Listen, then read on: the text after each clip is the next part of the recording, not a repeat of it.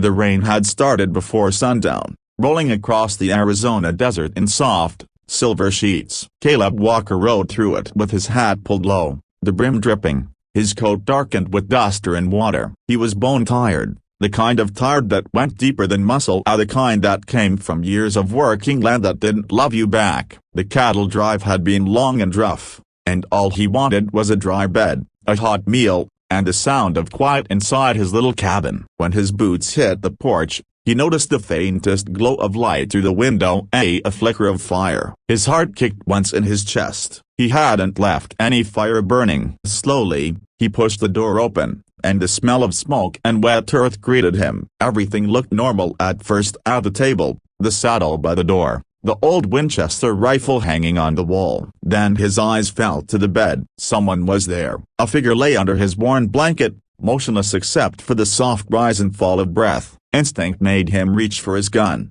the revolver he carried even to church. The figure stirred, and a soft sound came, not from a man, but a woman. Caleb's grip loosened slightly. He stepped closer, slow and careful, until the firelight revealed her face. Dark hair clung to her cheeks, her skin the deep bronze of desert cliffs, lips dry, eyes closed in exhaustion. Blood had soaked through the cloth around her shoulder. She woke with a start, eyes wide and wild. Caleb froze where he stood. The woman tried to sit up, but the pain stopped her. She pressed a hand to her wound and stared at him, her chest rising fast. For a moment, neither spoke. Then Caleb said quietly, "You're hurt." His voice was calm, steady as a man who'd spent years speaking more to cattle than to people. She didn't answer. Her gaze flicked to the door, to the gun in his hand, then back to his face. Caleb holstered his weapon slowly and stepped back. "Ain't gonna hurt you," he said, "but you picked a dangerous place to sleep, miss." Her voice came weak and cracked. "I had no place else. A broken bar. They were hunting me." The words were broken by exhaustion,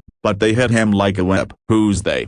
he asked. She blinked hard. "Fighting tears. White men. Traitors. Took from my people. I ran." She swayed as she spoke, and Caleb caught her before she fell. Her skin burned hot with fever. He laid her gently back on the bed and moved to the shelf, grabbing his canteen. "Drink this," he said. She hesitated, but thirst won. She drank deep, then lay back again, trembling. Caleb watched her, feeling the edges of something strange inside him, not fear, but an old ache. It had been years since he'd seen anyone up close who needed him. The desert didn't offer much company, and Caleb had long ago learned to keep to himself. But now, here was this stranger, a wounded Apache woman, lying in his bed like a lost spirit blown in from the storm. The rain outside thickened, hammering against the roof. Caleb stoked the fire and hung his coat by the hearth. He found a clean rag and began wiping the blood from her shoulder, careful not to startle her. "Name's Caleb Walker,"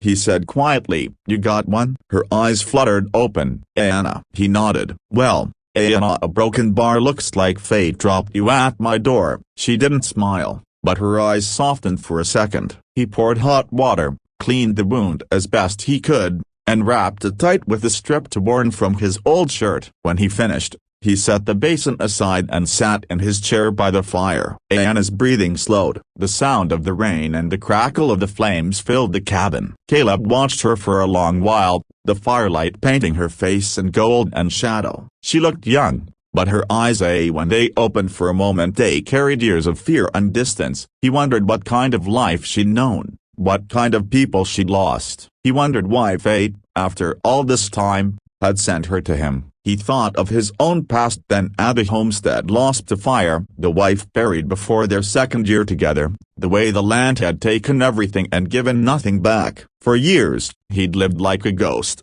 speaking only to his horse and the wind. But now, as he watched the faint rise and fall of her chest, he felt the strange hum of life returning to his cabin and to him. He couldn't explain it, but it was there, warm and unsettling. Hours passed. The storm outside began to fade, replaced by a softer drizzle. Caleb added another log to the fire and leaned back. Anna stirred again, murmuring in her sleep words in a tongue he didn't understand. Her hand twitched, reaching towards something unseen. Caleb hesitated, then reached out and gently touched her fingers. She relaxed instantly, the tension melting from her face. Something in his chest tightened, a pulse of emotion he hadn't felt in years. By midnight, the fire burned low. Caleb couldn't sleep, though his body begged for it. He sat staring into the embers, the crackling wood filling the silence. Every so often, he glanced at her, at the way her hair caught the faint glow, the steady rhythm of her breath. Outside, the coyotes began their haunting calls, and the desert wind sighed through the junipers. The sound didn't feel lonely tonight. It felt a broken bar alive, the kind of sound that carried stories. Caleb stood, walked to the window, and looked out at the soaked land. The moon tried to break through the clouds. He thought about what might come in the morning, about men looking for her, men who'd think nothing of killing her and him both. It should have scared him. Instead, he felt a stubborn calm. If they came, they'd have to go through him first. Maybe that was foolish. Maybe it was the first real purpose he'd had in a long time. When he turned back, Anna's eyes were open. She was watching him. For a moment, neither spoke. Then she said softly, "You are not afraid." He smiled faintly. "I've been afraid before. Never helped much." She looked at the fire, then back at him. "Why you help me?" Caleb thought for a moment. "Because someone should," he said finally. She didn't reply, but her expression changed. A quiet, almost invisible shift that said more than words. The rain ended just before dawn. A pale light crept through the cracks in the shutters. Caleb brewed coffee on the stove, the bitter scent filling the small room. Anna stirred under the blanket, slowly sitting up. She winced at the pain in her shoulder but managed a faint smile. "Smells good," she whispered. Caleb turned, surprised. "Ain't much, but it's warm." He handed her a cup, and for the first time, she smiled fully, a small, real thing that lit her entire face. He found himself staring longer than he meant to. The cabin, once empty and cold, suddenly felt alive, like the world had changed overnight. Outside, the desert was washed clean, the air sharp and new. Caleb stood at the door, looking out at the hills, feeling the quiet settle inside him. Behind him, Anna's voice came soft, "I thank you, Caleb Walker." He turned, tipping his hat slightly. "You're safe here," he said. "As long as you need." Her gaze met his, calm and deep. "Maybe I stand by a broken bar until I can stand again." He nodded, though a small part of him already knew he didn't want her to leave at all. The day went slow and peaceful. She rested while he worked outside, repairing a broken fence and tending to the horses. Each time he came back inside, she seemed stronger. By evening, she was sitting by the fire, brushing out her dark hair with careful fingers. The sight of her in his home, like she belonged there, filled him with something he couldn't name. He'd built this cabin to survive in, not to share. But now, it felt less like a shelter and more like a home. When night came again, the stars filled the sky like silver dust. Caleb sat outside on the porch, the desert wind warm against his face. Anna stepped out quietly, a blanket around her shoulders. She looked up at the stars and said something in her language, soft, melodic, full of meaning. "What's that mean?" he asked. She smiled faintly. "I thanked the Great Spirit of Broken Bar for sending life where there was none." Caleb didn't speak. He didn't need to. Her words echoed what he felt but couldn't say. They sat in silence for a long time, the kind that didn't need breaking. Inside the cabin, the fire burned low again, its light flickering across the walls. Caleb watched her eyes reflect the stars, and for the first time in years, he realized how long he'd been waiting without knowing it, for someone like her to walk into his life. Or maybe fate had carried her there, the same way the storm had carried the rain. Whatever it was, his world had shifted, and there was no going back. Days passed slowly under the wide Arizona sky. The air carried the scent of mesquite and rain, and the desert, once fierce and unforgiving, seemed to soften around the small ranch. Caleb watched Anna's strength return little by little. Each morning, she stepped out into the sunlight, standing taller, her eyes brighter than the day before. She helped him grind corn, fetch water, and tend the horses. Sometimes she sang in her language, quiet, haunting songs that rose like prayer smoke into the still air. Caleb didn't understand the words, but he felt every note. He found himself speaking more than he had in years. The cabin that once echoed with silence now carried the sound of laughter, hers and sometimes his. When he taught her how to saddle his old mare, she laughed when the horse snorted and stepped sideways. Caleb chuckled too, shaking his head. "She's got a mind of her own," he said. Anna looked up, eyes glinting with humor. "Like your owner," she teased softly. Caleb felt the warmth rise in his chest, deeper than he wanted to admit. The desert evenings were their quiet sanctuary. They would sit by the fire, sipping black coffee, watching the horizon bleed into gold and crimson. Anna would tell him stories of her people, of the spirits in the wind, the songs carried by coyotes, the strength of her mother and the courage of her tribe. Caleb listened as if every word filled a space inside him that had been hollow too long. When she spoke, the pain in her eyes softened, and something stronger took its place: a pride, resilience, and grace. One night, as stars spilled across the sky, she asked him why he lived alone. Caleb hesitated, staring into the fire. "Used to have a wife," he said quietly. "She got sick. After that, I guess a broken bar. I didn't see much point in talking to folks anymore." Anna said nothing, only reached out and touched his hand, a simple gesture, yet it carried the weight of understanding. Caleb didn't pull away. For the first time in years, the silence between two people didn't feel empty. It felt like peace. By the fifth day, Anna could ride again. She moved with quiet strength, the desert wind tugging at her dark hair as she guided the horse across the small valley. Caleb rode beside her, glancing her way more often than he meant to. Every time she smiled, he felt something shift inside, a warmth he couldn't name, a hope he hadn't dared to feel. Yet in the back of his mind, unease lingered. He knew the kind of men who hunted her out, the greedy kind, the cruel kind, and men like that didn't stop just because the trail got cold.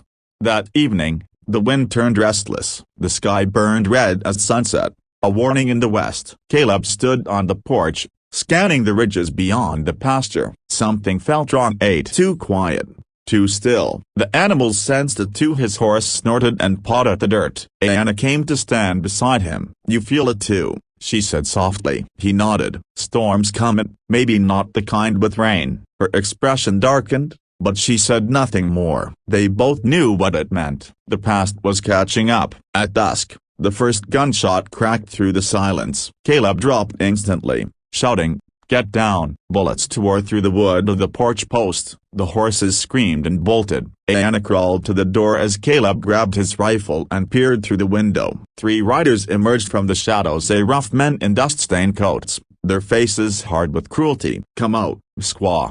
one of them yelled. "We ain't through with you yet." Rage flared in Caleb's chest, a hot, fierce thing. He cocked the rifle, his voice cold. "She ain't yours to take." The fight came fast and violent. Caleb fired first, hitting one rider clean in the shoulder. The others fired back, bullets whistling past his ear. Anna ducked behind the stove, grabbed his spare revolver, and without hesitation, returned fire. Her shot hit true.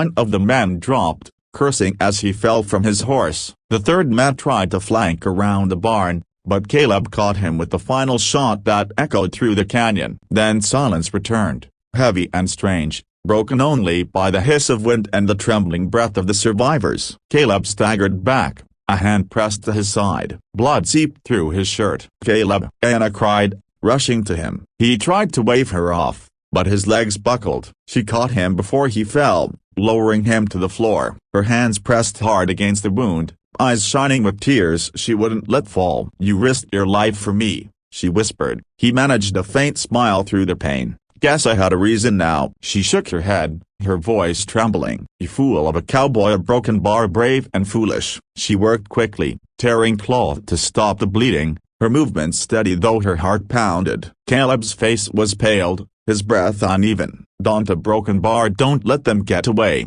he muttered. "They won't," she said firmly, her tone carrying the fire of her people. She finished binding the wound and looked out into the dark. The men were gone, either dead or running. She felt no fear now, only fierce protectiveness. The man who had saved her life lay bleeding on the floor, and she would not let the desert take him. Through the long night, Anna stayed beside him. She changed the bandage when it soaked through, fed the fire, and whispered words of healing from her tribe. Caleb drifted in and out of consciousness, his dreams filled with faces as wife's, long gone, and now Anna's, fierce and alive. When he woke near dawn, she was still there, her head resting against his arm. The storm had passed, Pale light spilled across the floorboards, and the desert outside was quiet once more. Caleb breathed deeply, the pain dull but bearable. Anna stirred and looked up at him. "You live," she said softly, relief breaking across her face. He gave a weak grin. "Didn't plan on quitting just yet." She smiled through tears, shaking her head. "Stubborn man," he chuckled low. "That's what folks used to say." She touched his cheek then, gently, as if afraid he might vanish. "Why?"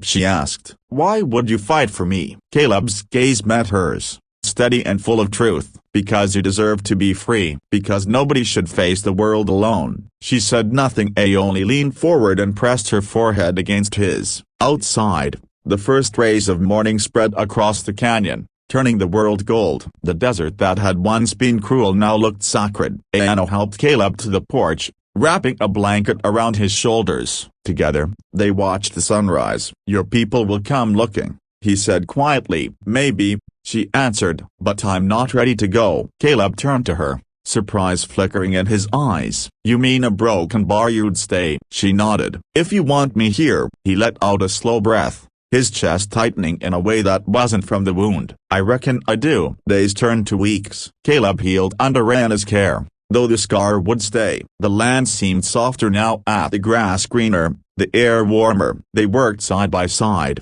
mending fences, tending animals, cooking by firelight. Sometimes, when the wind blew through the canyon, it carried laughter instead of loneliness. The world hadn't given either of them much kindness, but somehow, in each other, they found what had been missing: a belonging. When he reached for her hand one evening, she didn't pull away. Their fingers intertwined easily, like it had been meant all along. As spring rolled in, life returned to the land. Wildflowers bloomed near the creek. The sky stretched endless and blue. Caleb taught her how to brand calves. She taught him words in her language. "Ata superscript O by she said one morning, smiling softly, "means, my heart is strong." He smiled back. "Yeah," he said quietly, "mine too." They stood there for a long time, the sunlight washing over them, the world finally feeling right. For Caleb Walker, who once thought his life was over, it had only just begun. Sometimes at night, when the wind whispered through the canyon, Anna would sing. Her voice was soft, full of warmth and memory. Caleb would sit nearby, eyes closed, letting the song wash over him. It told of laws, of love, of finding light again after darkness. And as the firelight flickered between them, he realized something simple but true: he didn't save her. She had saved him too. In a world that took more than it gave, they had chosen each other, not out of need, but out of hope. One evening, as the sun dipped low and painted the desert red, Anna stood beside him on the porch. "The Great Spirit brought you a long way," she said quietly. "Maybe he brought us both." Caleb nodded, eyes on the horizon. "Maybe so." She leaned against him,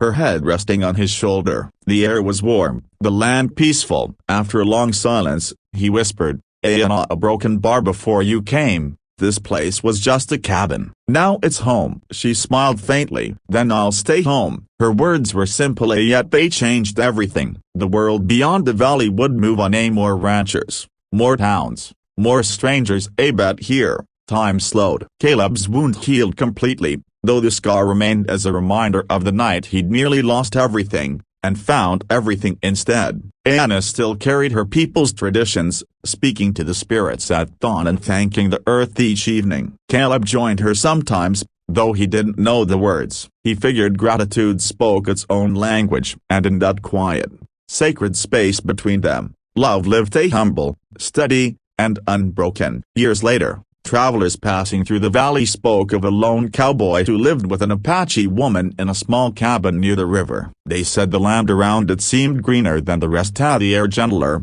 the animals calm. Some said it was luck, others said it was spirit work. But those who saw the couple working side by side, the way he looked at her, the way she smiled, they understood. It wasn't magic or chance. It was two souls who had chosen each other against all odds. And every evening, as the sun melted behind the canyon walls, Caleb and Anna sat together on the porch, hand in hand, hearts quiet and strong. The cowboy who once came home to loneliness had found love in the most unexpected place. His life, and hers, would never be the same again.